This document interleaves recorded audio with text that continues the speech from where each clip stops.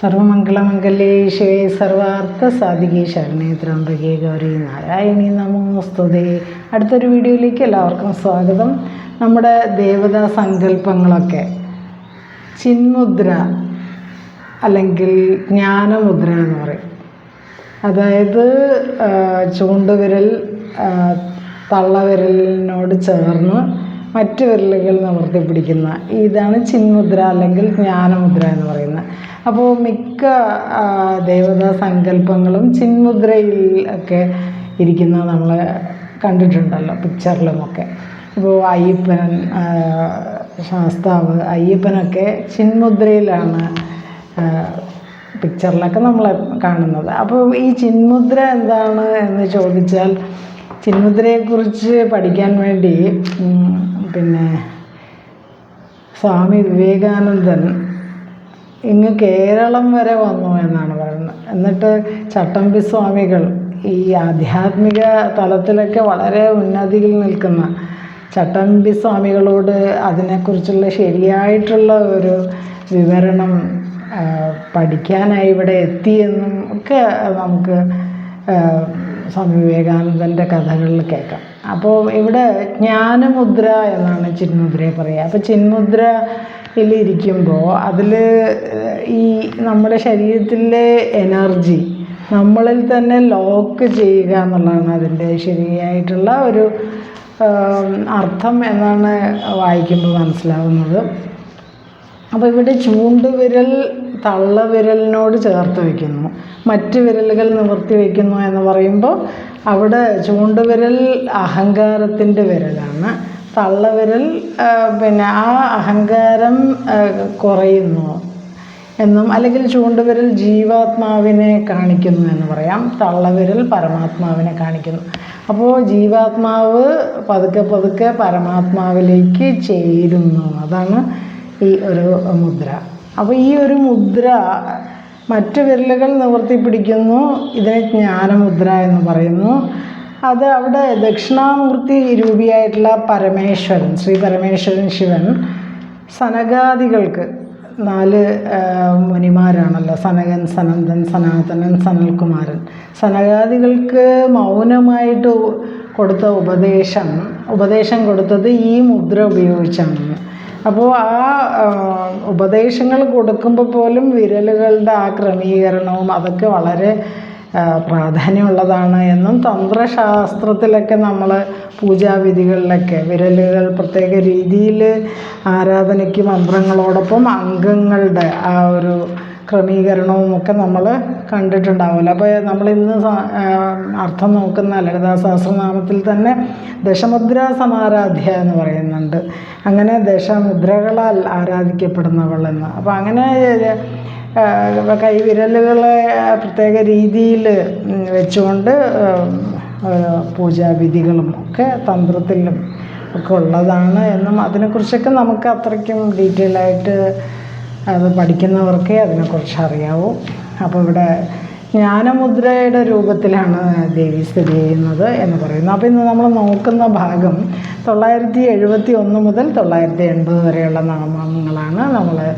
അപ്പോൾ ലളിതാ സഹസ്രനാമം നമ്മൾ ആ ഒരു അവസാനത്തെ ഒരു പാർട്ടിലേക്കാണ് കടന്നുകൊണ്ടിരിക്കുന്നത്. ഇന്ന് നമ്മൾ നോക്കുന്ന ഭാഗം സുമംഗലി, സുഖകരി, സുവേഷാഢ്യ, സുവാസിനി, സുവാസനാർച്ചന പ്രീത, ശോഭന, ശുദ്ധമാനസ, ബിന്ദുതർപ്പണ സന്തുഷ്ട, പൂർവജാ ത്രിപുരാംബിക, ദശമുദ്ര സമാരാധ്യ, ത്രിപുര ശിവശങ്കരി, ജ്ഞാനമുദ്ര, ജ്ഞാനഗമ്യ, ജ്ഞാനജ്ഞേയ സ്വരൂപിണി. ഈ ശ്ലോകങ്ങളുടെ ഇടയിലാണ് 971 മുതൽ 980 വരെയുള്ള നാമങ്ങൾ വരുന്നത്. അപ്പോൾ നമുക്ക് നോക്കാം. 971 എന്ന് പറയുന്നത് സുവാസിനി അർച്ചന പ്രീത, സുവാസിനികൾ നടത്തുന്ന അർച്ചനകൾ ഇഷ്ടപ്പെടുന്ന ദേവി. സുവാസിനി എന്ന് പറയുമ്പോൾ സുമംഗലികൾ എന്ന് പറയാം. അപ്പോൾ സുമംഗലികൾ നടത്തുന്ന അർച്ചനകൾ ദേവി ഇഷ്ടപ്പെടുന്നു എന്ന്. അതുകൊണ്ടാണ് നമ്മുടെ ആരാധനാ സമ്പ്രദായങ്ങളിലൊക്കെ ദേവി പൂജകളിൽ അതിലൊക്കെ സുമംഗലി പൂജ, നാരി പൂജ ഇതൊക്കെ ഉൾപ്പെടുത്തിയിരിക്കുന്നത്. അപ്പം അതാണ് സുവാസിനി അർച്ചന പ്രീത. സുവാസിനികൾ അർച്ചന ചെയ്യുമ്പോൾ പ്രീതയാകുന്ന ദേവി. സുമംഗലികൾ ദേവിയെ അർച്ചന ചെയ്യുമ്പോൾ ദേവി ആ ഒരു സുമംഗലിയായ സ്ത്രീയെ ദേവിയായിട്ട് സങ്കല്പിച്ച് പൂജ ചെയ്യുകയും ചെയ്യും. ദേവീ പൂജ, നാരി പൂജ എന്നൊക്കെ പറഞ്ഞ് നമ്മൾ അമ്പലങ്ങളിലൊക്കെ കണ്ടിട്ടുണ്ടല്ലോ. അമ്പലങ്ങളിൽ മാത്രമല്ല, നമ്മൾ ചില സ്ഥാപനങ്ങളും അവരുടെ ആ ഒരു സ്ഥാപനത്തിൻ്റെ ഐശ്വര്യത്തിന് വേണ്ടി നാരി പൂജ ചെയ്തുകൊണ്ട് തുടങ്ങുന്നതൊക്കെ നമ്മൾ കണ്ടിട്ടുണ്ട്. അപ്പോൾ ഇങ്ങനെയുള്ള പൂജ കൊണ്ട് ദേവി പ്രീതയാകുന്നു എന്ന് പറയുന്നു. അപ്പോൾ ഇനി അടുത്തത് 972 ആശോഭന, ശുദ്ധപ്രകാശരൂപിണി. അതാണ് ആശോഭന. ശോഭന ശബ്ദത്തിന് മംഗളകരമായ എന്നുള്ള ഒരർത്ഥമുണ്ട്. അപ്പോൾ മംഗളം രൂപമായവൾ. അതുകൊണ്ടാണ് ദേവി മഹാത്മ്യത്തിൽ നാരായണീയ സ്തുതിയിൽ ഒരു മന്ത്രം തന്നെയുണ്ട്. സർവമംഗളമംഗല്യേ ശിവേ സർവാർത്ഥ സാധികേ ശരണ്യേ ത്രയംബകേ ഗൗരി നാരായണി നമോസ്തുതേ എന്ന മന്ത്രം. അത് സർവമംഗളമംഗല്യ ആയവൾ ദേവി. അതാണ് ആ ഒരു മംഗളം തന്നെ രൂപമായവൾ എന്നൊക്കെയാണ് അതിൻ്റെ അർത്ഥം. അതാണ് ശുദ്ധപ്രകാശരൂപിണി. അതാണ് ആശോഭന. ശോഭ എന്ന് പറയുമ്പോൾ പ്രകാശമാണല്ലോ. അപ്പോൾ ആശോഭന പ്രകാശരൂപിണിയായ ദേവി. 973 ശുദ്ധമാനസ, ശുദ്ധമായ മനസ്സുള്ളവൾ ദേവി. ദേവി പ്രസാദം കൊണ്ട് ഉപാസകൻ്റെ മനസ്സ് ശുദ്ധമാവും എന്നും അങ്ങനെ മനസ്സിനെ ദേവി ശുദ്ധയാക്കുന്നു എന്നും അർത്ഥം. ഇനി 974 ബിന്ദു തർപ്പണ സന്തുഷ്ട. ബിന്ദുവിൽ ചെയ്യുന്ന തർപ്പണം കൊണ്ട് സന്തുഷ്ടയാകുന്നു ദേവി. ബിന്ദു എന്ന് പറയുമ്പോൾ ഈ നമ്മൾ ശ്രീചക്രം അതിൻ്റെ കേന്ദ്രത്തിൽ ഒരു ബിന്ദു ഉണ്ട്. ഒരു ഒരു കുത്തായിട്ട് നമ്മൾ കണ്ടിട്ടുണ്ടാവുമല്ലോ. ഈ ഇത് ചക്രപൂജാ വിധികളിലെ ഒരു ചടങ്ങാണ് ഈ ബിന്ദുവിൽ തർപ്പണം ചെയ്യുന്നത്. അപ്പോൾ ഇത് സർവ ആനന്ദമയ ചക്രത്തെ വിധിപ്രകാരം തർപ്പിച്ചുള്ള ആരാധന. അതാണ് ശ്രീചക്ര പൂജ. സർവ ആനന്ദമയ ചക്രം എന്ന് പറഞ്ഞിട്ട് അതിലൊരു ചക്രമുണ്ട് എന്നും അതിനെ വിധിപ്രകാരം ആരാധിക്കുന്ന ഒരു പൂജ. അതിൽ ദേവി സന്തുഷ്ടയാകുന്നു. അതാണ് ബിന്ദു തർപ്പണ സന്തുഷ്ട. അപ്പോൾ ഇതെങ്ങനെയൊക്കെയാണ്? ഇതും കുറച്ച് തന്ത്രപരമായ കുറച്ച് കാര്യങ്ങളാണ്. നമുക്കങ്ങനെ അത്ര ഡീറ്റെയിൽ അറിയില്ല. ഞാനതിലുള്ളത് പോലെ പറയാം. ബ്രാഹ്മണർ പാലുകൊണ്ടും ക്ഷത്രിയർ നെയ്യ് കൊണ്ടും വൈശ്യർ തേൻ കൊണ്ടും പിന്നെ അതുപോലെ മറ്റുള്ളവരൊക്കെ മധു കൊണ്ടും ബിന്ദു തർപ്പണം ചെയ്യുന്നു എന്ന് പറയുന്നു. പിന്നെ അതൊക്കെ തന്ത്രവുമായിട്ട് ബന്ധപ്പെട്ട കാര്യങ്ങളാണ്. നമുക്ക് അത്രയ്ക്ക് ഡീറ്റെയിൽസ് ആയിട്ട് വേണമെന്നില്ല. നമുക്ക് ഇങ്ങനെ അതിൻ്റെ അർത്ഥമല്ലേ നമ്മൾ നോക്കുന്നത്. ബിന്ദുവിൽ ചെയ്യുന്ന തർപ്പണം കൊണ്ട് സന്തുഷ്ടയാകുന്ന ദേവി എന്നുള്ള അർത്ഥം ആണ് ഈ നാമത്തിനുള്ളത്.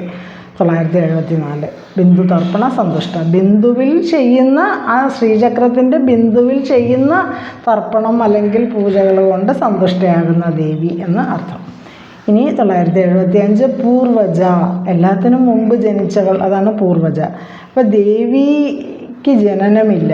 മറ്റെല്ലാം ജനിച്ചവയാകുമ്പോൾ ഏറ്റവും ആദ്യം ജനിച്ചത് ദേവിയാണ് എന്നും ഏറ്റവും ആദ്യം ജനിച്ച ആകാശവും ദേവിയിൽ നിന്നാണ് ഉണ്ടായതെന്ന്. അപ്പോൾ നമ്മൾ ഇങ്ങനെ പിന്നെ ഉപനിഷത്തുക്കൾ വേദങ്ങളൊക്കെ പഠിക്കുമ്പോൾ ഏറ്റവും ആദ്യം ആകാശമുണ്ട്. ആകാശാത് വായു, വായോരഗ്നി, അഗ്നേരാപ, ആപ പൃഥ്വി എന്ന് പറഞ്ഞിട്ടുള്ള ഒരു ക്രമമുണ്ടല്ലോ. അപ്പോൾ ആദ്യം ആകാശാത് വായു, ആകാശത്തിൽ നിന്ന് വായു ഉണ്ടായി എന്ന് പറയുമ്പോൾ ആദ്യം ആകാശം ഉണ്ടായി എന്ന് അതിൽ പറയുമ്പോൾ ആ ആകാശത്തിന് മുമ്പ് ജനിച്ചവൾ എന്നുള്ള അർത്ഥമാണ് പൂർവജ. എല്ലാത്തിനും പണ്ട് ജനിച്ചവൾ ദേവി എന്ന് അർത്ഥം. അതിന് ഇനി 976 ത്രിപുര അംബിക. ത്രിപുരാംബിക രൂപത്തിൽ സ്ഥിതി ചെയ്യുന്നു. അപ്പോൾ ത്രിപുര എന്നുള്ള ശബ്ദം സ്ഥൂല ശരീരം, സൂക്ഷ്മ ശരീരം, കാരണശരീരം, ഇതാണ് ത്രിപുരങ്ങൾ. സ്ഥൂല ശരീരം കാണുന്ന ശരീരം. സൂക്ഷ്മ ശരീരം എന്ന് പറയുമ്പോൾ നമ്മൾക്ക് നമ്മുടെ മനസ്സ് അതൊക്കെയാണ് സൂക്ഷ്മ ശരീരം. അപ്പോൾ അതിന് കാരണമായിട്ടുള്ള ആ ഒരു ചൈതന്യമാണ്, അതിനെയാണ് കാരണശരീരം എന്ന് പറയുന്നത്. ഇതൊക്കെ ചേർന്നതാണ് ത്രിപുരങ്ങൾ. അപ്പോൾ അവയ്ക്ക് അധിഷ്ഠാത്രിയായ ദേവി. ഈ ത്രിപുരങ്ങൾക്ക്, ഈ 3 ശരീരത്തെക്കുറിച്ച് പറഞ്ഞല്ലോ, ഈ 3 ശരീരങ്ങൾക്ക് അധിഷ്ഠാത്രിയായ ദേവി, അല്ലെങ്കിൽ അതിനാണ് ത്രിപുരാംബിക എന്ന് പറയുന്നത്. ഇനി 977 ദശമുദ്ര സമാരാധ്യ. ദശമുദ്രകളാൽ സമ്യക്കാം വണ്ണം ആരാധിക്കപ്പെടുന്നവൾ. ദശമുദ്രകൾ, അത് നേരത്തെ ഞാൻ ജ്ഞാനമുദ്രയുടെ കാര്യം പറഞ്ഞല്ലോ. അവിടെ പിന്നെ ഈ വിരലുകൾ കൊണ്ടുള്ള പ്രത്യേകമായിട്ടുള്ള ആ പൂജാവിധികളുടെ ഇടയിൽ അങ്ങനെയുള്ള ആ ഒരു രീതിയിൽ ആരാധിക്കുന്ന അതാണ് ദശമുദ്ര. പലതരം മുദ്രകളാൽ ആരാധിക്കപ്പെടുന്നു.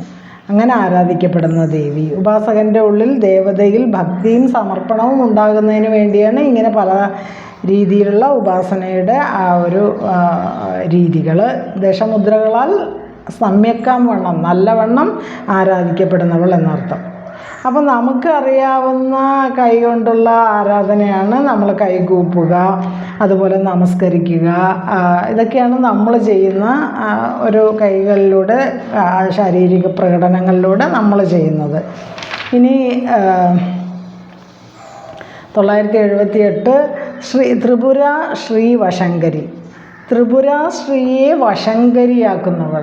അപ്പോൾ ത്രിപുരാശ്രീ എന്ന് പറയുമ്പോൾ ശ്രീചക്രത്തിൻ്റെ 5ാമത്തെ ചക്രമാണ്. അത് സർവാർത്ഥ സാധക ചക്രം എന്ന് പറയുന്ന ഒരു ചക്രത്തിൻ്റെ അധിഷ്ഠാന ദേവതയായ ചക്രേശ്വരി, അതിനെയാണ് ത്രിപുരാശ്രീ എന്ന് പറയുന്നത്. ആ ദേവിയെ തൻ്റെ വശത്താക്കിയവൾ.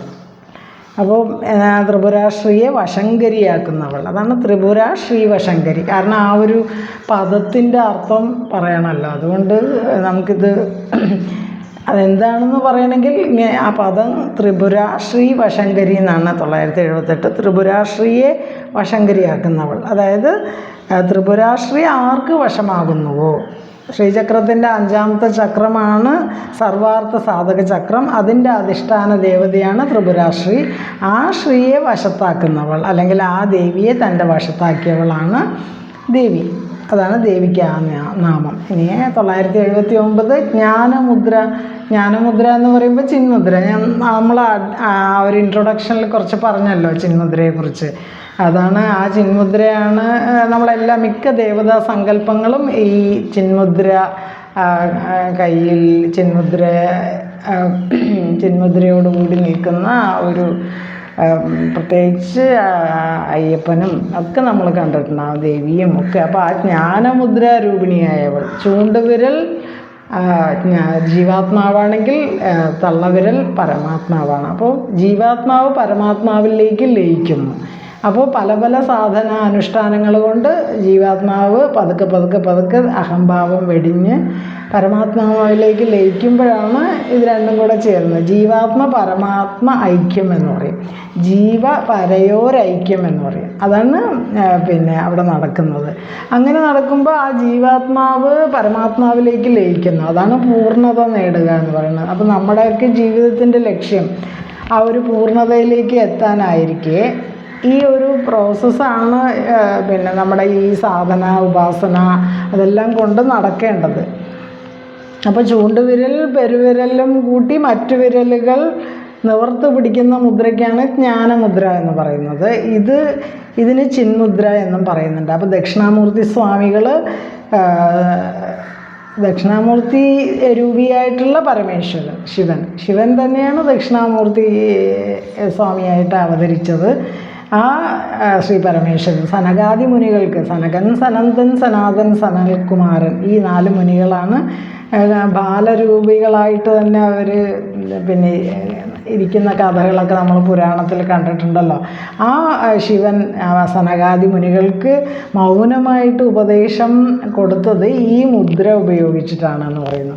അതുപോലെ അതാണ് ആ മുദ്രാരൂപത്തിൽ സ്ഥിതി ചെയ്യുന്ന ദേവി. അപ്പോൾ ഈ മുദ്രയുടെ കാര്യം അറിയാൻ വേണ്ടിയാണ് നമ്മുടെ ഭാരതത്തിൻ്റെ അഭിമാനമല്ല ആചാര്യൻ, പരമാചാര്യനായിട്ടുള്ള സ്വാമി വിവേകാനന്ദൻ പോലും അങ്ങ് വടക്ക് നിന്ന് ഇങ്ങ് തെക്ക് ഇവിടെ എത്തി ചട്ടമ്പി സ്വാമികളോട് ശ്രീ ചിന്മുദ്രയുടെ യഥാർത്ഥത്തിലുള്ള അർത്ഥം എന്താണെന്ന് അറിയാൻ വേണ്ടി ഇവിടെ എത്തുകയും അത് ആ ഗുരുമുഖത്തിൽ നിന്ന് ശരിക്കും മനസ്സിലാക്കുകയും ചെയ്തു. അപ്പോൾ ചട്ടമ്പി സ്വാമികളൊക്കെ എന്ത് മഹാനായിട്ടുള്ള ഒരു ആചാര്യനാണ്, അല്ലെങ്കിൽ മഹർഷിയാണെന്ന് നമുക്ക് മനസ്സിലാക്കാം. അപ്പോൾ അങ്ങനെ ജ്ഞാനമുദ്ര രൂപത്തിൽ സ്ഥിതി ചെയ്യുന്നതുകൊണ്ട് ദേവിയുടെ നാമം ജ്ഞാനമുദ്ര എന്ന്, അല്ലെങ്കിൽ ചിന്മുദ്ര.